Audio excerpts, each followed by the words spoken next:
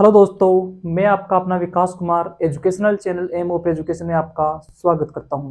आज हम देखेंगे यौगिकों का आणविक निरूपण यानी मोलिकुलर प्रेजेंटेशन। तो आप हेडिंग लगाना। आप हेडिंग लगाना।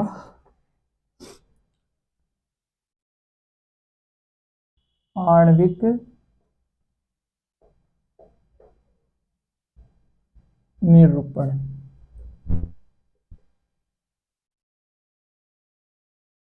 मोलिकुलर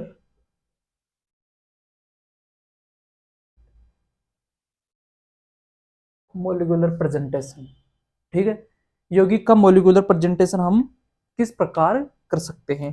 तो उसके लिए हमारे पास टोटल 4 प्रकार से उसका प्रेजेंटेशन कर सकते हैं। तो वो कौन कौन से प्रकार है वो ध्यान से देखना। पहला टाइप है हमारे पास डैश वेज। डैश वेज निरूपण। ठीक है। दूसरा है हमारे पास, पहला हो गया डैश वेज निरूपण, दूसरा है फिशर प्रोजेक्शन।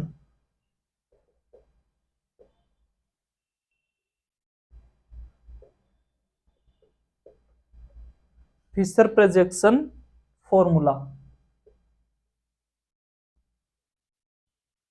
यानी प्रक्षेपण। फिशर इस प्रोजेक्शन फॉर्मूला का मतलब क्या होगा? प्रक्षेपण सूत्र।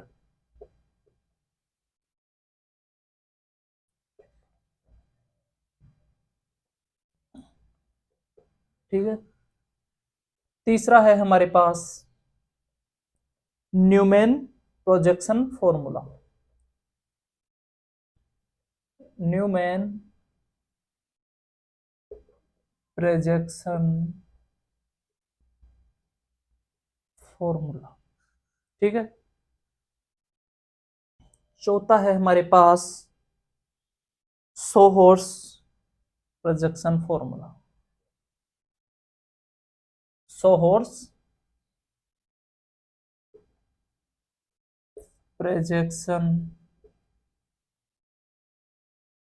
Sawhorse projection formula. इन टोटल 4 प्रकार से हम यौगिक का या अणु का निरूपण कर सकते हैं। तो एक बार आप इसे नोट करना, उसके बाद हम देखेंगे डैश वेज निरूपण। तो एक बार आप इसे नोट करना। हाँ दोस्तों, अब हम देखेंगे वेज डैश निरूपण। यह यौगिक का 3D निरूपण होता है। कौन सा निरूपण होता है? 3D यानी 3 डायमेंशनल निरूपण होता है यौगिक का। इसके अंदर हम 3 प्रकार की लाइनों के द्वारा यौगिक का निरूपण करते हैं। ये पहली लाइन है हमारे पास पहली लाइन है सॉलिड लाइन। सॉलिड लाइन यदि कहीं पर आपको दिखे तो इसका मतलब क्या होगा कि ये अणु तल के अंदर है, तल में है, तल में है। ठीक है। डैश वाली लाइन आपको दिखे यानी लाइन डैश लाइन दिखे तो इसका मतलब क्या होगा? तल के अंदर, तल के अंदर। ठीक है।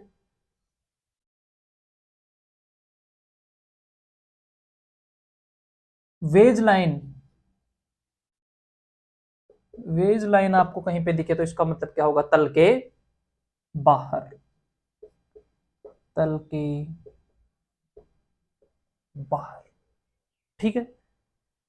जैसे हमारे पास एक एग्जांपल है CH4। एग्जांपल क्या है हमारे पास? CH4। ठीक है। इसकी संकरण अवस्था क्या होगी? sp3। आकृति क्या होगी? टेट्राहेड्रल। टेट्राहेड्रल। इसका निरूपण हम किस प्रकार करेंगे? इसका निरूपण हम किस प्रकार करेंगे? तो आप एक बार इधर निरूपण देखना। हमारे पास सेंटर के अंदर हो जाएगा कार्बन। ठीक है।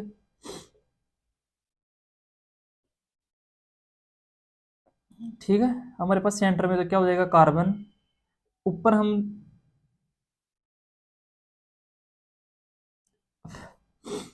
यहां पे आ जाएगा एक हाइड्रोजन जो डैश बॉन्ड से जुड़ा हुआ है, एक है वेज बोन से जुड़ा हुआ हाइड्रोजन, एक है हमारे पास सॉलिड लाइन से जुड़ा हुआ, और दूसरा भी क्या है, सॉलिड लाइन से जुड़ा हुआ hydrogen.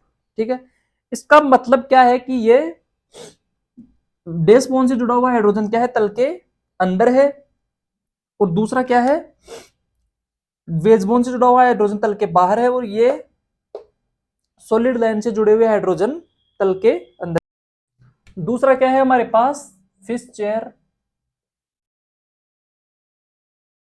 Fish chair projection formula. ठीक है, ये यौगिक का 2D निरूपण होता है, यानी 2 डायमेंशनल।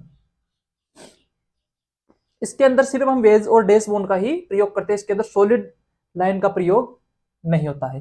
जैसे हमारे पास है कार्बन, ठीक है, वही CH4 उदाहरण है इसका, ये एग्जांपल है कार्बन,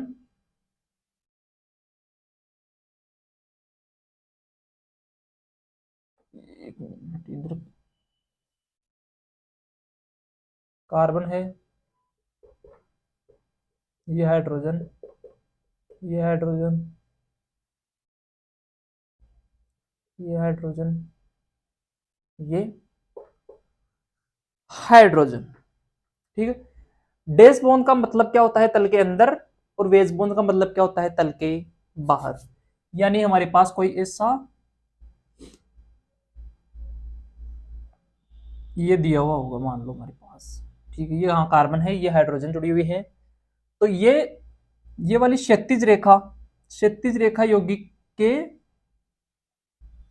तल के बाहर को दर्शाती है, तल के बाहर। ठीक है, और ये वाली खड़ी लाइन या ऊर्ध्व रेखा तल के अंदर होने को दर्शाती है। ठीक है दोस्तों, इसके बाद हम देखेंगे किरेल केंद्र का विन्यास। एक बार आप इसे, किरेल केंद्र का विन्यास भी यही देख लो आप एक बार। किरेल केंद्र का विन्यास ये 2 प्रकार का होता है। किरेल, अलग से ढंग लगा के लिखना आपको, ये किरेल केंद्र का विन्यास ये 2 प्रकार का होता है। कौन कौन सा, आर या एस, इधर होता है डी या एल।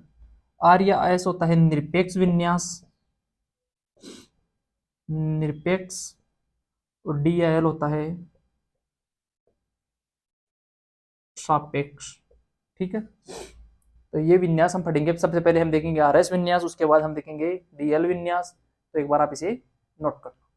हाँ दोस्तों, अब हम देखेंगे आर एस विन्यास, तो आप हेडिंग लिखना आर या एस विन्यास। ठीक है, इसका एक रूल है, तो आप लिखना रूल। रूल क्या है,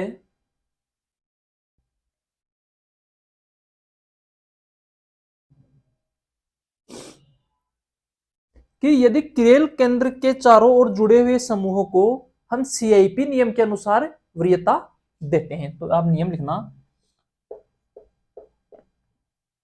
किरेल केंद्र के चारों ओर जुड़े हुए, किरेल केंद्र के चारों ओर जुड़े हुए समूहों को हम CIP नियम के अनुसार वरीयता देते। ठीक है दोस्तों, किरेल केंद्र के चारों ओर जुड़े हुए समूह को हम 2 प्रकार वो CIP नियम के अनुसार वरीयता देते हैं। इसके अंदर हमारे पास 2 सिचुएशन बनेगी, एक कि यदि CIP नियम के अनुसार वरीयता देने पर फोर्थ समूह तल के अंदर हो। पहली स्थिति क्या होगी, फोर्थ समूह तल के अंदर हो। ठीक है दोस्तों। और दूसरी स्थिति क्या बनेगी,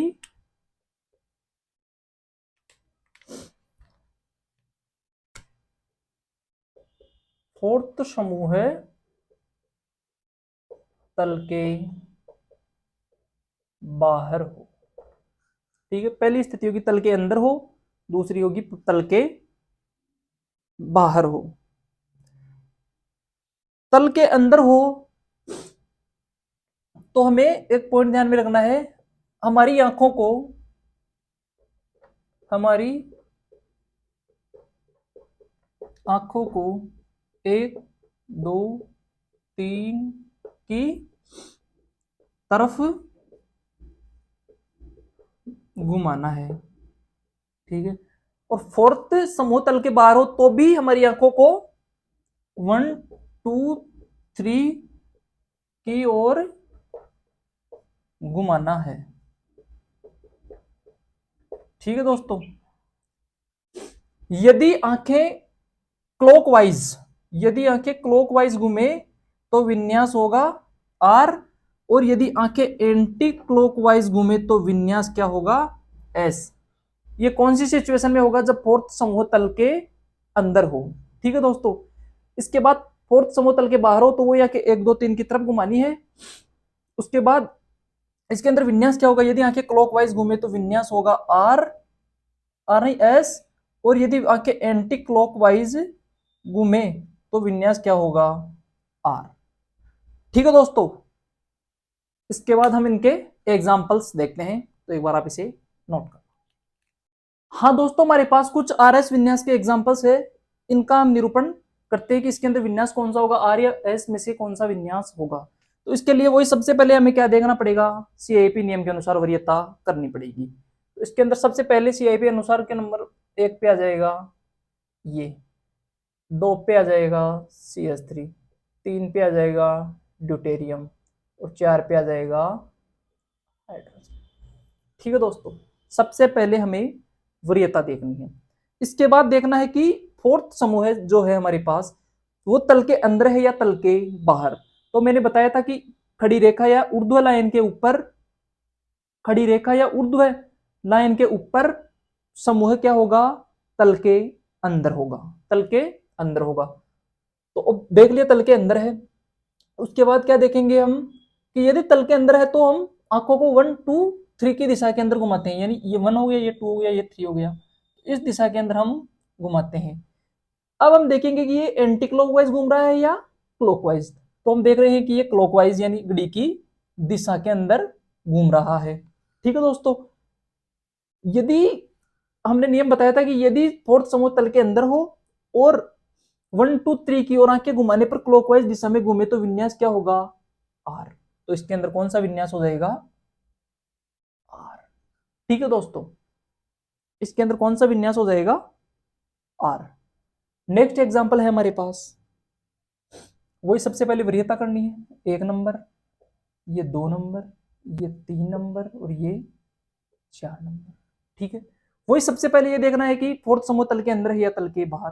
तो ये खड़ी रेखा के ऊपर फोर्थ समूह आ रहा है, तो ये क्या होगा, तल के अंदर। इसके बाद हम अपनी आंखों को 1 2 3 की ओर घुमाते हैं। फिर हम देखेंगे कि क्लॉकवाइज घूम रहा है या एंटी क्लॉकवाइज। तो ये क्या घूम रहा है, एंटी क्लॉकवाइज। एंटी क्लॉकवाइज घूम रहा है तो विन्यास क्या आ जाएगा इसके अंदर, एस विन्यास। ठीक है दोस्तों, अब हम देखते हैं नेक्स्ट एग्जांपल। वही सबसे पहले तो हमें वरीयता करनी है 1 2 3 और 4।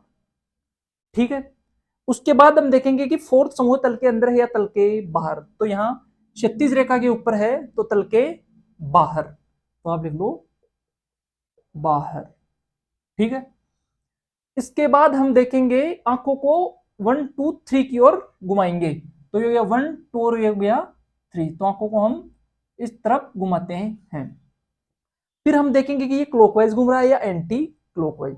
तो हम देख रहे हैं ये कौन सी घड़ी की दिशा के अंदर घूम रहा है, यानी घड़ी की दिशा के अंदर क्लॉकवाइज घूम रहा है, और समूह क्या है, तल के बाहर है। तो इसके अंदर विन्यास कौन सा आ जाएगा, एश।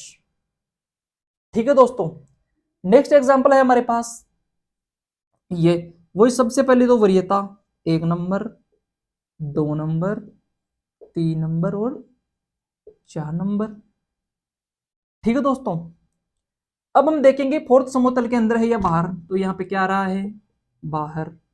ठीक है, उसके बाद आंखों को 1 2 3 की ओर घुमाएंगे, 1 2 3 की ओर घुमा रहे हैं, तो ये क्लॉकवाइज घूम रही है एंटी क्लॉकवाइज, ये हमारे पास घूम रही है एंटी क्लॉकवाइज, एंटी क्लॉकवाइज घूम रही है और फोर्थ समतल के बाहर है, तो विन्यास कौन सा हो जाएगा, आर विन्यास। तो एक बार आप इसे नोट करो। हाँ दोस्तों, हमने पिस्चर प्रोजेक्शन फॉर्मूला के अंदर तो आर एस विन्यास देख लिया, अब हम देखेंगे वेजडेस के अंदर, वेजडेस निरूपण के अंदर आर एस विन्यास। तो आप हेडिंग लिखना, वेजडेस निरूपण में आर एस विन्यास, वेजडेस निरूपण में आर एस विन्यास। इसके लिए शर्त क्या है, शर्त है फोर्थ समूह है डैश बॉन्ड पर, यानी यानी तल के अंदर,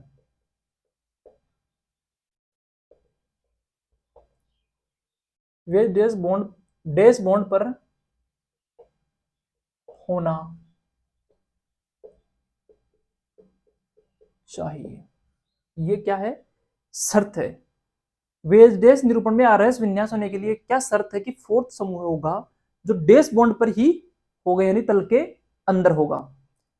इसके बाद है, यदि आंखें क्लॉकवाइज घूम रही है तो आर विन्यास होगा, यानी आंखें क्लॉकवाइज घूम रही है तो विन्यास कौन सा होगा, आर, और आंखें एंटी क्लॉकवाइज घूम रही है तो विन्यास क्या होगा, एस।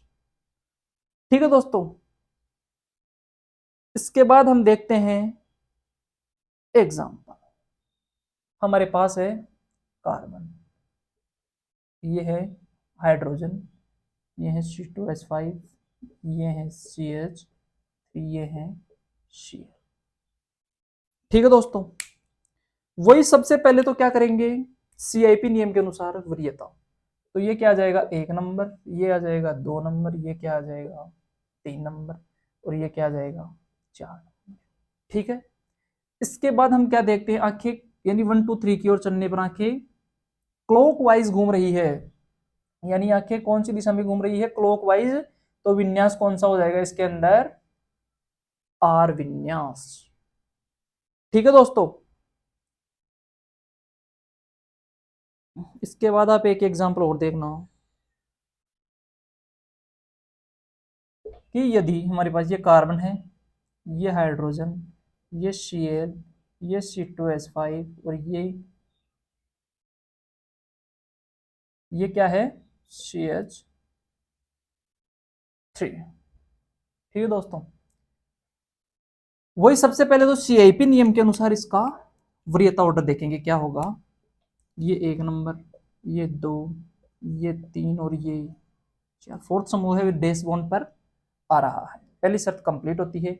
अब हम घुमाते हैं आंखों को, ये 1 2 और 3 की तरफ घूम रही है, और कौन सी दिशा में घूम रही है, एंटी क्लॉकवाइज, एंटी क्लॉकवाइज घूम रही है, तो विन्यास कौन सा हो जाएगा, एस विन्यास। ठीक है दोस्तों, इसी के साथ हमारा आर एस विन्यास कंप्लीट होता है, और नेक्स्ट क्लास के अंदर हम देखेंगे इनैंशियोमर यानी प्रतिबिंब रूप, यौगिक के प्रतिबिंब निरूपण देखेंगे। तो दोस्तों आज के लिए इतना ही, धन्यवाद।